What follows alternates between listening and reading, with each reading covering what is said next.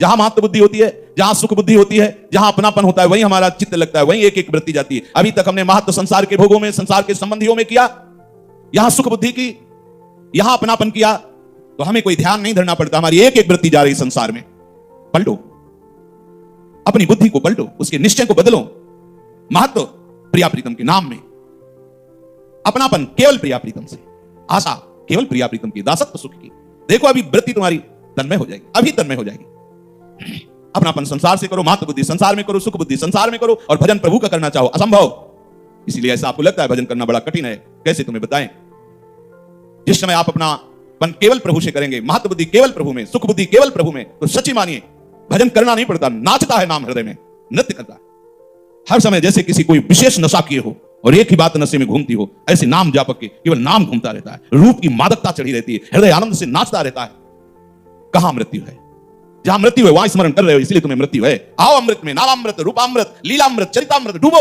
अमृत का चिंतन हो रहा है तो मृत्यु की मृत्यु हो गई। कहां मृत्यु, कहां दुख, कहां क्लेश, कहां विकार? आपकी अभी जो भक्ति है बहुत पोली है।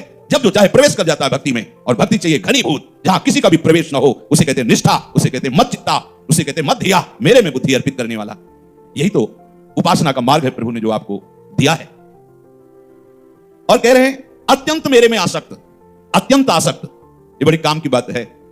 हम अत्यंत आसक्त हैं अपने विचारों के द्वारा दिए गए भोग सुख में। देख लो, हमने संकल्प लिया, कसम खाई, फिर भी गिर गए। ये अत्यंत आसक्ति का लक्षण है। अब आप में सामर्थ्य नहीं रही, आ तो सकती है लेकिन जाने में बहुत कठिनता है, इसी का नाम आसक्ति है।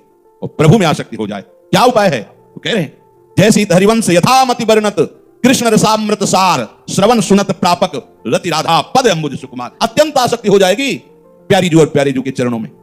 जो अत्यंत आसक्ति वाला है, अत्यंत आसक्ति,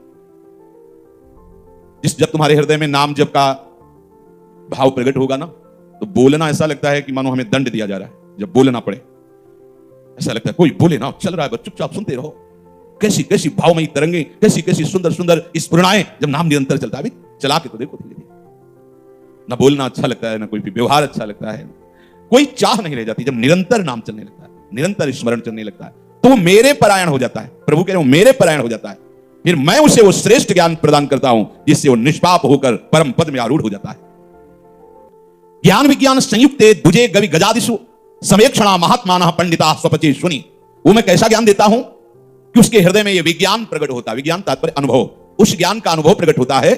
वो दुजे गवि गजादिषु, ब्राह्मण में, गौ में, हाथी में, समस्त प्राणियों में, चांडाल में, कुत्ते में, जिधर देखता है उधर मैं ही दिखाई देता हूं। ये भगवत प्रदत्त विज्ञान है, बोध है।